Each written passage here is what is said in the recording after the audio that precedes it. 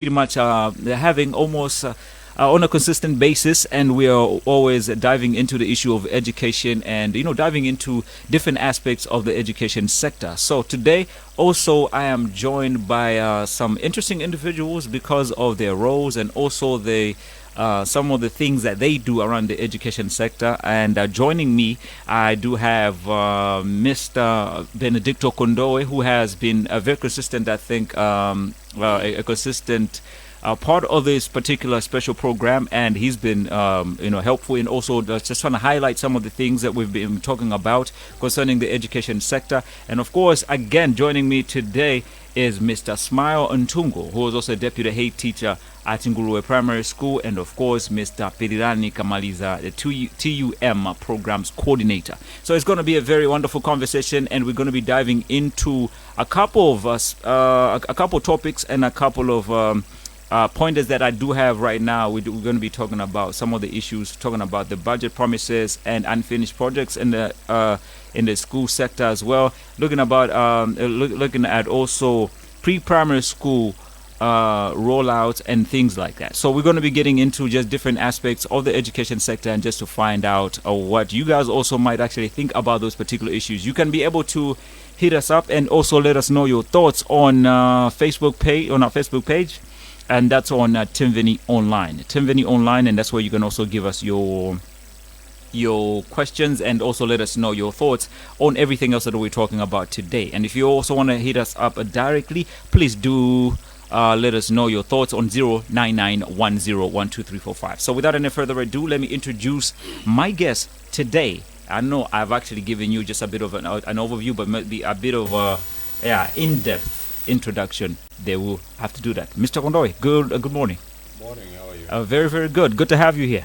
Thank you. I always say that I'm always interested. Every moment we actually get to have these conversations, because I always get to be enlightened on some of the things. So I'm also looking forward to learning today. Thank you. All right. So maybe just a bit of an introduction to the people maybe who might also want to be interested to know a little bit about you. Maybe just a brief introduction to also our new audience. Who is Mr. Kondoe? Thank you. So I'm Benedicto Kondoe, Executive Director at the Civil Society Education Coalition, which is a network of 92 local and international organizations that are working in the education sector in Malawi. All right, so Mr. Kondoe, and then we do have Mr. There you go. All right, I'm Pirirani Kamaliza, the programs coordinator for teachers in Malawi. The mouthpiece for all teachers here in Malawi. We represent the voice of all teachers, ranging from primary, secondary, as well as teacher training colleges. Mostly we do advocating for the welfare of our teachers here in Malawi. All right. Sure. And at the very end, introduce yourself, sir. Thank you very much. Good morning. Yes, my name is Smile Ntungo. I'm a deputy head teacher from Nguruwe Primary School. I've been there for almost 23 years. Wow. Sure. So you pretty much seen everything grow. Yes. All right. Yes, thank you. No, beautiful. So as we start off the conversation, I'm interested, I think, to look at some of the. We're going to look at different aspects, and I'm glad that we do have a teacher as well. And I think having to have, and then on the ground sort of like experience would also help us with our conversations today. So I think first of all, we wanted to get into the budget element of the education sector, and then also looking at the realities and looking at also some other aspects as far as like we look at the regions and things like that. So far, as we actually look at the recent budget, I just wanted to start from there. Maybe Mr. Kondoe, you can start us off, and just looking at some other aspects that you actually looked at. What are the things that you felt were maybe different as far as like looking at how that is going to be beneficial to the education sector in general, but also looking at some other things that you feel like maybe should have been done a little bit better. And maybe if you start from there and then look at also some other things that we can be able to dive into as far as like the budget is concerned. Thank you very much. So I think the investment in the education sector has been growing for the last 10 years. What steady increment. Of course, that steady increment does not match with the demand. So for 2026, 2027, the budget allocation is to the tune of 1.3 trillion Malawi kwacha, which is an upward adjustment from 900 billion Malawi kwacha. And that might appear to be quite huge in a budget, in a total budget of around 8 trillion thereabout.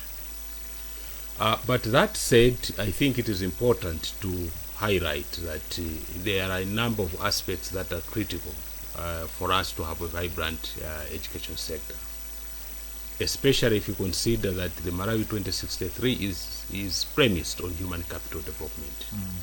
And it is the education sector that produces the requisite human capital that government requires to deliver its services. So within the 1.3 trillion, there are critical components. For example, teaching and learning materials, you have about 4 billion. You also have an allocation to support higher education loans, about 42 billion. You also have investment towards infrastructure. And I think this is critical because for the last 3 years, donor investment in infrastructure has been declining, meaning that unless we invest in infrastructure, we may not make ends meet. So there is a small budget that has been provided, not more than 60 billion for infrastructure development, and that is a drop in the sea, so to speak. But one thing that is critical in the 2026-2027 budget is the very shift that now we are making more investment in secondary than in primary. Because traditionally, primary has had a significant allocation in the education subsector. But this time around, there's a turnaround that secondary education is having a higher allocation than primary, for obvious reasons. That government has introduced free secondary education. So that requires more investment. But that investment too is not matching what is needed. And that's why maybe at a later stage we'll be talking about how things are shaping up. Because most of the secondary schools have not been provided with their ORT, which is impacting on the delivery of education. There is also about 10 billion allocated for recruitment. That again is insignificant looking at the many sectors that require recruitment. There's also been a provision for arrears, but again that allocation does not match with the total volume of arrears that government is owing for our part teachers. Because this has been a long-term issue. So I think these are some of the dynamics that I may highlight at the beginning. Right. So I think you've really mentioned almost like I think some of the things that are also pinpointed, and even some that I didn't even quite see. I think we'll get into that a little bit, because I think I'm looking at some other gaps as well, and also looking maybe at how we can be able to address those as we actually look into this. But maybe Mr. Pililani, as we actually look into maybe the same element of the budget, and from your perspective, what are some of the things that you quite have seen and that you pretty much maybe looking at? Also, maybe even as Mr. Kondoye has highlighted, what are some of the things that you pretty much have seen that you can actually speak into? All right, where are we community government consistently allocating lion's share in the national budget towards education? But what Malawians must know is that allocation and actual disbursement are different things. And the actual situation in the schools is we are being experiencing chronic delays in the disbursement, but also cash cuts in the allocations to the schools. We have a situation whereby, for example, the funds allocated are being disbursed to the schools quite late. You agree with me, you have a budget and then that money is needed at the very starting of the academic year, but sometimes such funds are dispersed to the schools very late, midway, or sometimes towards the end of academic year. That also automatically affects the operations within the schools. Sometimes some schools have budgets which are sometimes, when they come to actual disbursement, for example, they're receiving half of the budget amount. So that has really affected the operation in many schools in terms of other, for example, in secondary school, other recurrent transaction ORTs, also towards the procurement of teaching and learning materials in schools. If such funds are being received in the schools very late, automatically it doesn't serve its purpose.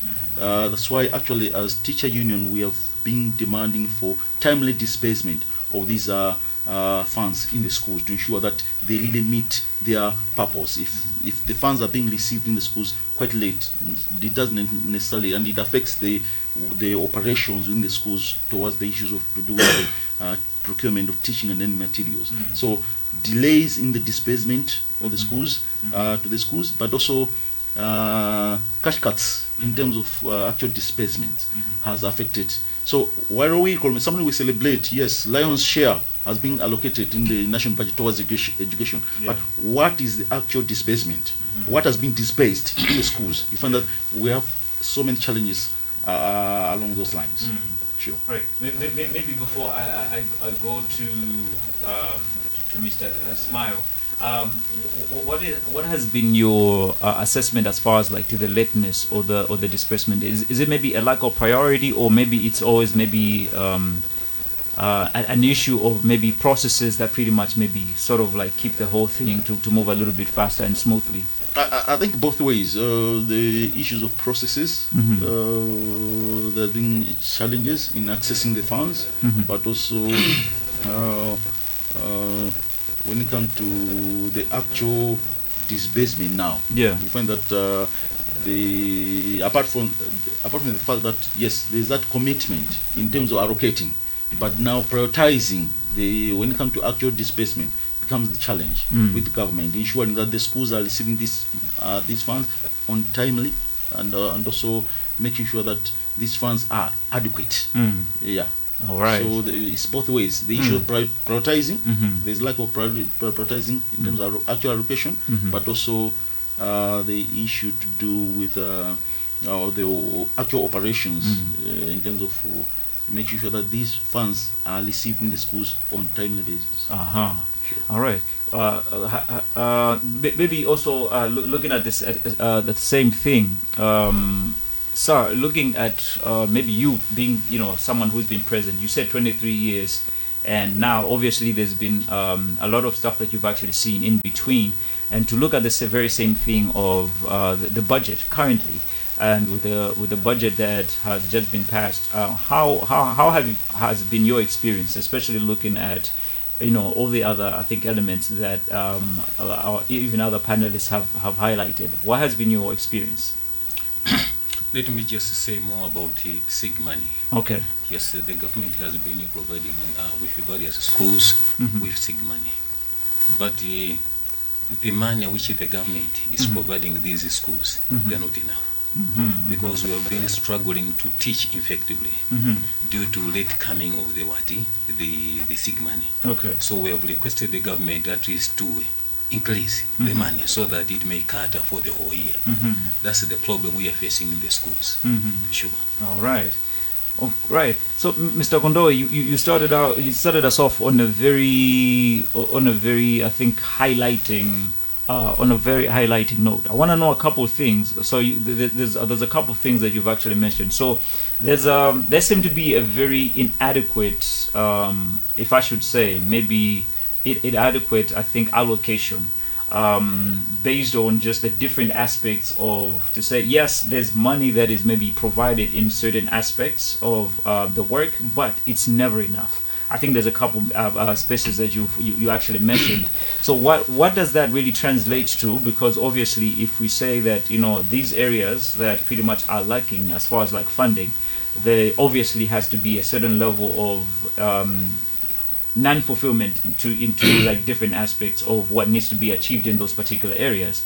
And then how does also that translate generally to the work that is supposed to be done, which is not going to be done because there's a lack in those kind of spaces. Thank you very much. So maybe before I answer your question, let me just highlight on the issue of displacement is that I think this is a major issue. We always celebrate once the government has allocated finances, but disbursement doesn't take that form. So for the 2025-2026 financial year, 20 days before the end of the financial year, we had around 275 billion Malawi kwacha unspent, which represented, I think, around 23%, thereabout, simply because there was no disbursement of that money. So the issue that we're dealing with was, will 275 billion be disbursed 20 days before the end of financial year? Obviously not. So I think this is why it is important that we pay attention to disbursement and utilization, because you may have money on paper that will remain unaccessed. But now proceeding with your question, each time you have inadequate allocation or inadequate disbursement, that affects the delivery of education. I'll give a practical example.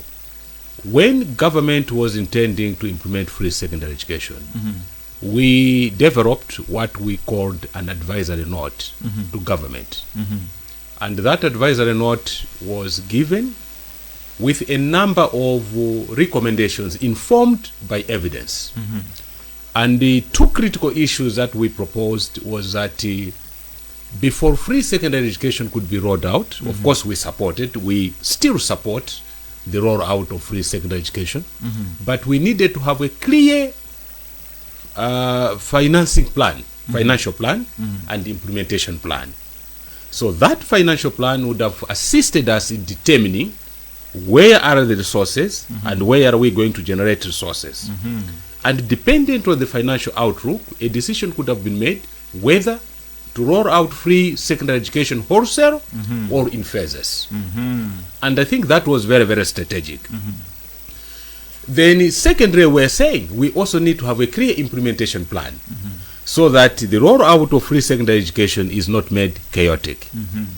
So our own analysis was that for schools that were charging tuition fees, especially the open days, and the school development funds, some were paying around 50,000 per term.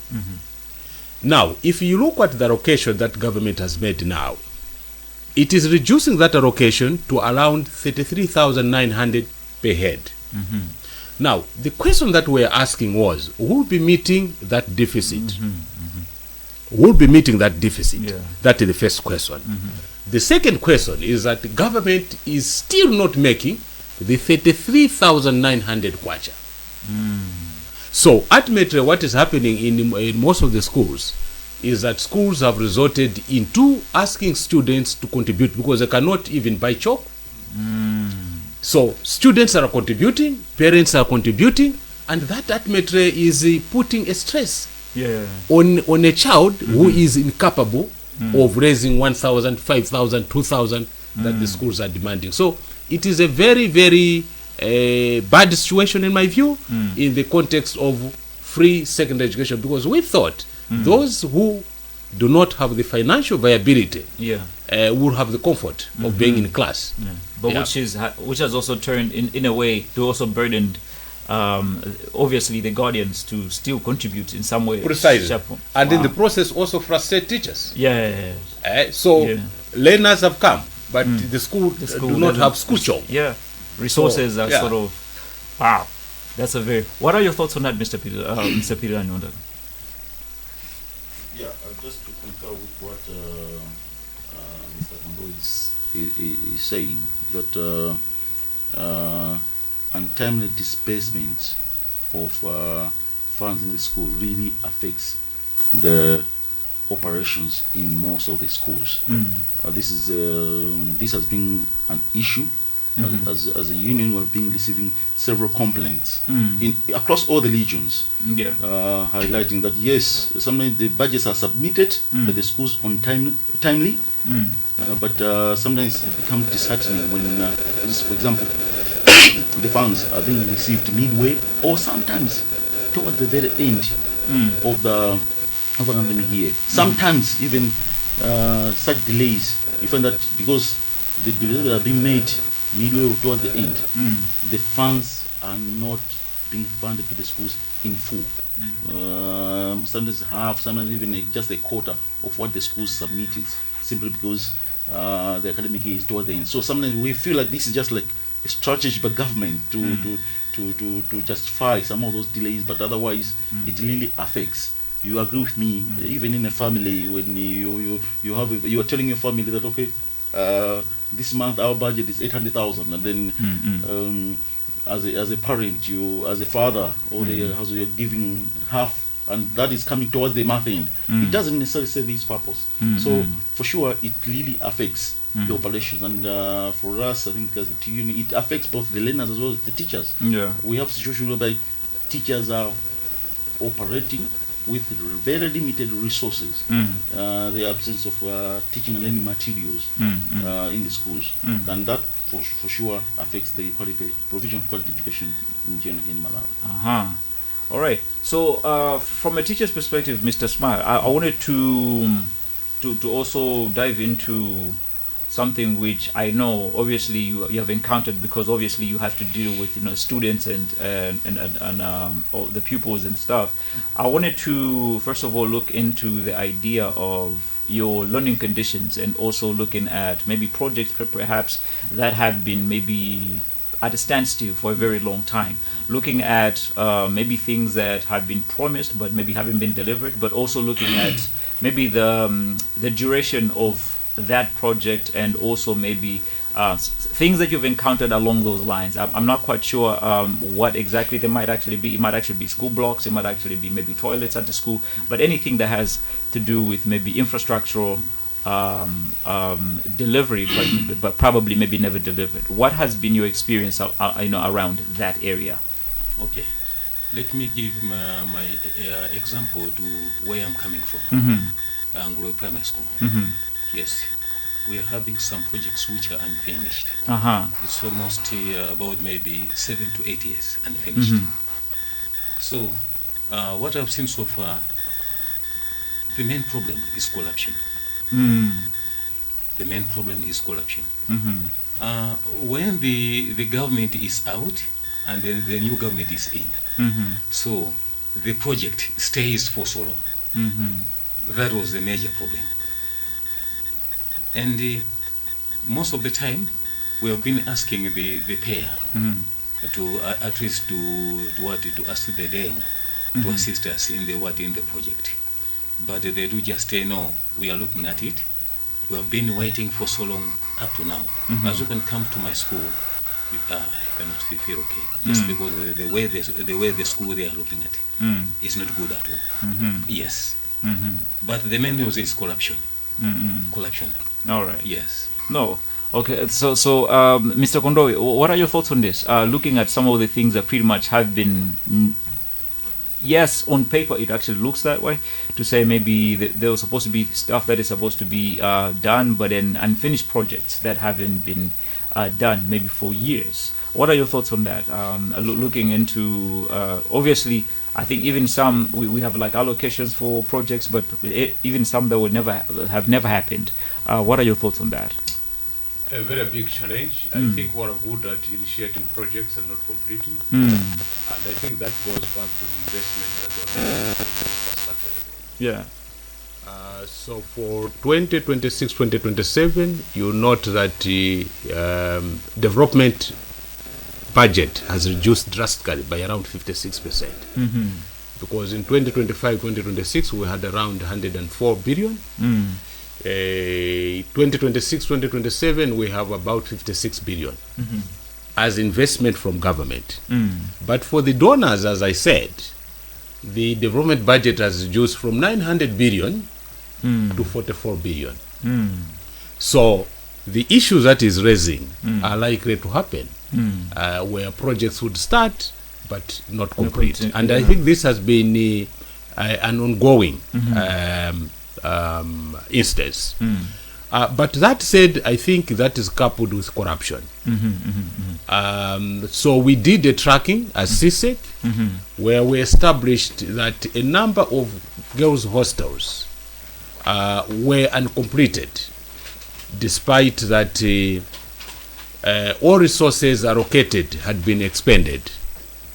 For some places, around 18 million Malawi kwacha was only spent up to syrup level and no structure. And I think these are issues that we need to look at. So I think the issue of investment is key. If you look at the 2026-2027, you'll note that there is no provision for girls' hostel. There is no provision for creation of resource centers.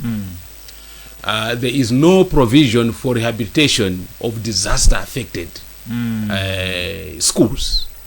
And all these are impacting on whether we are providing an enabling learning environment or not. Wow. That's a very. What are your thoughts on that? Project that have been pretty much never continued, and years and years that are pretty much are going without really continuing projects that have been started. I should admit that we have several uncompleted projects in most of our schools, and apart from the issue of corruption, we have the issue of weak contractor management in the schools. The issue to do with lack of accountability.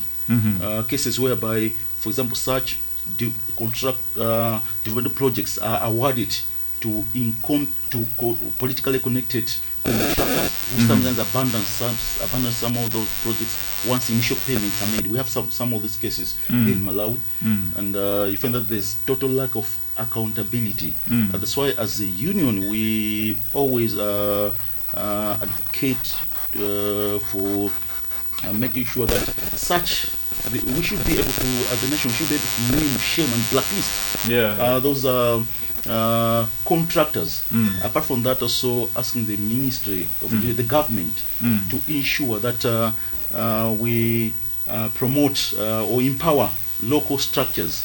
In the schools, we have school governing structures, the PTAs, the school management committees, the mother support groups, to monitor these projects. Where some of these discrepancies are identified, such cases must be handled according to the laws of the country. We need to see some of those contracts being prosecuted to ensure that at least there's sanity when it comes to issues of completion of development projects in the schools. Otherwise, we have some of these. We have different cases, even here in Lilongwe, schools whereby, for example, as we are talking now, we have some schools, for example, I'll give you an example of Likuni Boys Assembly Schools.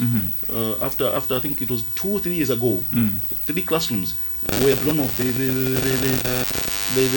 roofs. Up to now, they're still in the same state. And if you check in some cases, you find that nothing has been happening. Sure. All right.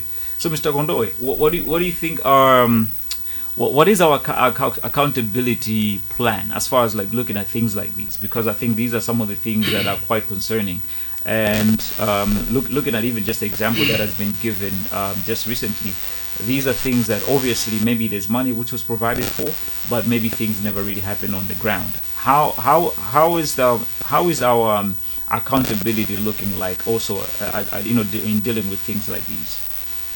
Very, very problematic. I think as civil society will continue to flag out these issues. Through different reports that we produce, we highlight, we engage government, we engage parliament. The unfortunate part is that our parliament is weak, because parliament, one of the critical roles is to make sure that they oversee the works by executive. They have that constitutional mandate. But quite often there isn't a strong influence from parliament to make sure that government is made to account. I think that is the weakest part, because we can do what we always do, but there's a limit, especially when government chooses not to act on whatever recommendations we make.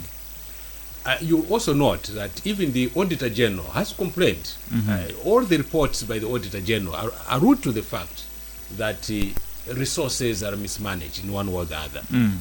And when you look at compliance with the recommendation by the Auditor General report, the recommendation rate is not more than 30%, because the Auditor General can make recommendation expecting the MDAs to act on those recommendations, and the government has the responsibility to make sure that those recommendations are implemented. But in most cases, because senior officials in government are the beneficiaries of such issues, they don't act on those recommendations. So I think it will take us decades to get to a point where things change. Otherwise, how things are shaping up will continue climbing day in, day out, because accountability mechanisms seem not to be working. And I think you can marry that with the recent developments of discontinuance of cases of financial abuse, because those financial abuse, education is equally included. So I think it is an issue that as a nation we need to be decisive and deal with it.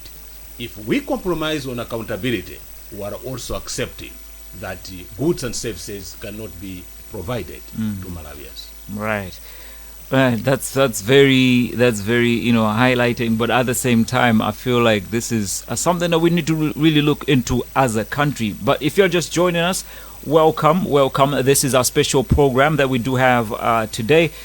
This is a discussion that we're actually getting into, and we're talking about a couple of things, but all around the education sector. And with me in the studios is Mr. Pirirani Kamaliza, for TUM Programs Coordinator, and Mr. Smile Ntungo is a Deputy Head Teacher from Monguluwe Primary School in Lilongwe Rural West, and of course Mr. Benedicto Kondowe, who happens to be the Csec Executive Director. So we are going to be back, and we're going to continue with our conversation, but do know if you have anything that you really would want to maybe highlight on or even ask questions on, you can do so by please contacting us on our direct number 09910123450, 09910123450, 09910123450. For those of you who would want to hit us up directly. But if you want to join the conversation on social media, you can actually just go on Facebook page at Timveni Online. As easy as that, and then you will get to contact us on that. Leave us a question and we'll get to that in just about a few minutes. We'll be right back right after this song straight from Patience Namadingo. It's a track titled Vinyo, and we'll be right back.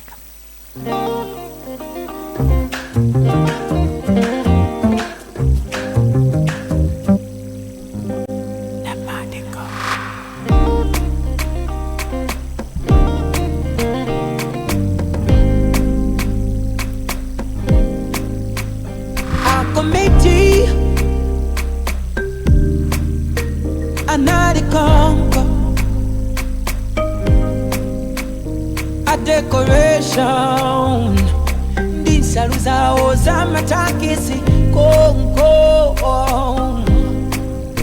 Oyimba nyimbo Simwenye anari konko Azama hendedwe Ndabulura wonungolo zabo konko Makashia kuerengela ndalama Wina sisokoneze Na onswana di konko Kumabe something somewhere went wrong Songone kela Anjuana yamba manongo Manongo Bakwati Nongo nesanda Kuno nesanda Watafinyo vata Hatitipanga ponjinanga Pakati paukwati Kuno ndesana Ati watafinyo Chakuma chata chakuma Maria, Maria, Maria, my Yesu analikonko ukwatiko. All right, looking at the time, this is 9 o'clock. Maria, You are with me, Samuel Genda, and with me in the studios, like I said before, joining me is Mr. Pilirani Kamaliza and Mr. Smile Ntungo, and of course, Mr. Benedicto Kondowe from Csec. So, we're talking about the different aspects of the education sector. We first spoke about the budget and some of the things that have been promised, and obviously just, doing a contrast with the reality that's on the ground right now. And then we spoke about the unfinished projects as well. Now we wanted to do a little bit of, the pre-primary school curriculum and really dive into that element, looking at some of the things that are concerning in the particular area, or even some of the things that we can actually just be aware of, as far as like what we can be able to do to make sure how that is going to look like, and also to make sure that it also is beneficial to the children that are going to be maybe enrolled in such. So maybe as we actually look into that, maybe let's start with you, sir. Do you think maybe this pre-primary school program is going to be something which is going to be beneficial? And I know for a while, personally, I've seen private ones, I think, being more beneficial to a lot of to a lot of like the people that have actually gotten to experience. But what are your thoughts on that particular one, the pre-primary school programs? Program. Yes, it's a nice project, but I can see some laziness on it, because parents they're not taking much more on this one. Yes, they're discouraging learners to go to school in most cases, and we have the mother group in our school. We engage them so that they should go in each and every house to talk to the parents to bring the learners to school. So the primary school, this one is a nice one, because it prepares a learner to a success. Because once a learner has been to a primary school, it will be very easy for him to catch up when he starts Sunday 1, Sunday 2, Sunday 3, and Sunday 4, Sunday 5. So I encourage the government to put much effort on this one. Sure. All right, Mr. Kondo, looking at maybe this one, how is this going to help, I think, in early childhood development? Because I think this is one of those areas that I don't think we've really had a lot of investment in. I think there was a couple of things as well that were quite over concern, I think, around the same area. But as we actually look at maybe childhood development, because there's a couple of things that we look at. For the basic things, like, just speaking English, I think we struggle until maybe we get to somewhere later, maybe even in primary school, of which I feel if we can be able maybe to have a good foundation in things like these, perhaps maybe this might be helpful. Do you really believe in that, or maybe there's also things that we can look into to make that a success? I think it is undebatable when it comes to why we need P class or pre-primary, because the benefits are much more progressive than where we stick to the traditional education mode, where we start in standard 1, because with the P class you prepare the students well, and chances are high that pupils who have gone through ECD, as it were, are likely to complete standard 8 than those who have not. So I think in terms of the benefits, there are. But again, it also has a benefit of reducing repetition rate, because our statistics show that in a year, just through repetition, we spent 50 billion Malawi kwacha. That is investment that can be expended on other issues. So I think in terms of the relevance, it is not questionable. But that said, as we're introducing P-class, investment is quite dismal. So 2026-2027 financial year, we have only put 20 billion Malawi kwacha. This is quite insignificant. You'll also note that for teaching and learning materials, we have an investment of 9 billion kwacha. Yet, the plan of government is to roll out in all schools. And that will require more teaching and learning materials. That will require more infrastructure. Yet, as I said, in terms of allocation in the national budget, there is only 56 billion Malawi kwacha. And that cannot support. To make the matter worse, because now you are professionalizing that subsector of ECE, early childhood education. Yeah. It means you need better teachers than the caregivers that we've had. Now, you need to recruit them, because the current capacities that we have in the schools are not enough to support P-class. Now, where is the money for recruitment? The Minister of Education had projected that they would need 82 billion Malawi kwacha for recruitment. The budget had zero. After the budget was passed, government made available, they made a commitment that there will be available 10 billion Malawi kwacha against 82 billion Malawi kwacha. Wow. Now, if you ask me to say, are we ready for P-class? I'm saying, from a technical perspective, not. Of course, the motivation is there, the political will is there, and we are all desirous to see P-class being rolled out. But mathematically, technically, we are far away from realizing this vision. Because that's a big gap. When you talk about the 10, when you talk about the 10 billion, which is pretty much, you're looking at almost like a 70 something. Wow. Mr. Pilani, what are your thoughts on that? Should we highlight that the launch of Malawi's ever pre-primary curriculum and it's a framework by Malawi Institute of Education. It's indeed a historical milestone. That evidence is there that children who have gone through proper early childhood education, in our case we call it early childhood development ECE, chances of their succeeding is high in education. Evidence is there that proper early childhood education instills interest in the children as compared to those children who have just come from home and in standard 1. So it's really a milestone by the government. However, having the best curriculum cannot teach a child if there's no adequate infrastructure, as highlighted by Mr. Kondowe, if there's no adequate teachers who are even prepared to handle these. I understand the pre-class is targeting 5-year-olds.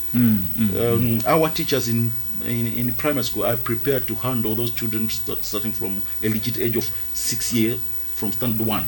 So government needs to put enough resources to make sure that even the teachers in the schools, in the public schools, are prepared. Starting from teacher training colleges, the issue of ECE must be incorporated in the curriculum, so they should be able to manage properly. This aspect initially it was under Minister of Education. There need to be proper transition, coordination between these two ministries, Minister of Education and Minister of Gender, who is currently the custodian of early childhood development, to make sure there's that proper transition and coordination in terms of managing. The schools need to be well prepared. These are different from the grade 1. So, and mostly they do the learning is attained through learning, through playing through methodologies. How prepared are our schools to make sure that such methods are incorporated in managing these pre-classes? We need to have schools which have like inadequate when it comes to playing facilities, adequate lesting presses, for example. If you go to other countries, the Zambia, you go to Zambia, Rwanda, in some, this was already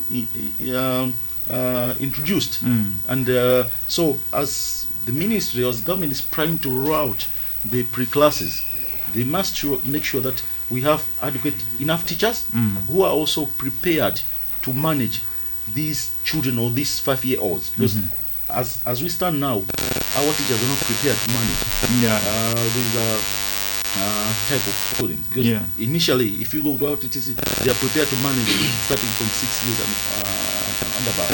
So yes, it's a good development.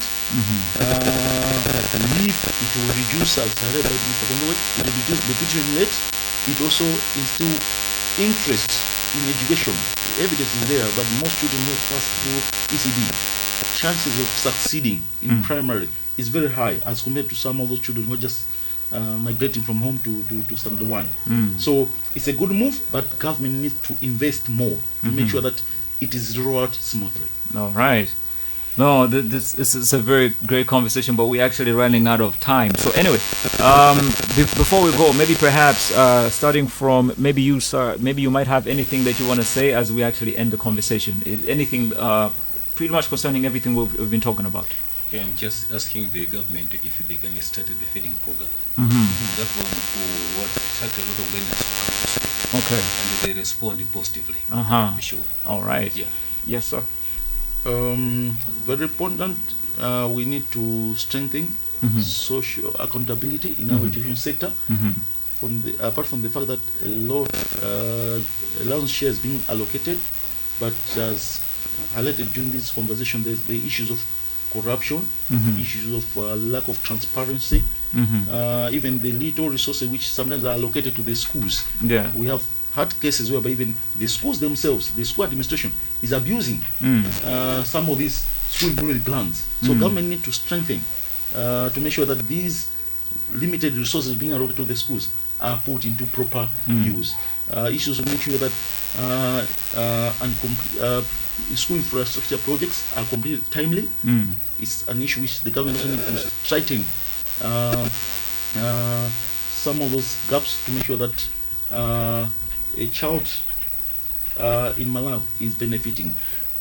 We need a situation whereby all the schools in Malawi, if when it comes to actual disbursement of school grants in the schools, the schools must receive school grants on timely basis. A school in Chitipa, a school in Chikwawa, a school in Lilongwe, on the same time, timely.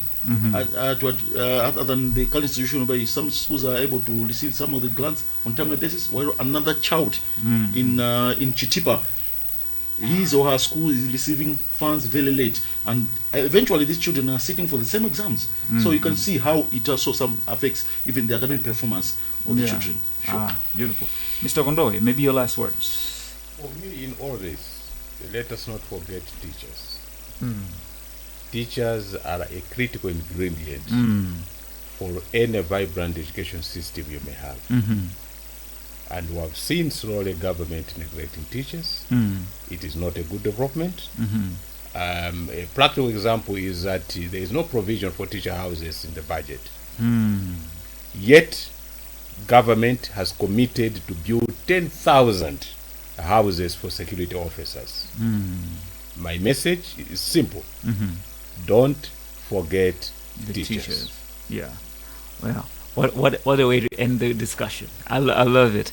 All right, but otherwise, I appreciate you for taking your time to have this discussion with us. Ladies and gentlemen, joining me was Mr. Benedicto Kondowe from Csec, and who happens to be also the executive director at Csec. And then I had Mr. Smile Ntungo, a deputy headmaster from Nguluwe Primary School, and of course, Mr. Pirirani Kamaliza, TUM programs coordinator. With that said, we will allow you guys to continue to listen to the rest of the programming that we have lined up for you. I am Samuel Genda, and I was with you as a host, and we'll catch you next time when we have another interesting conversation. Be with us.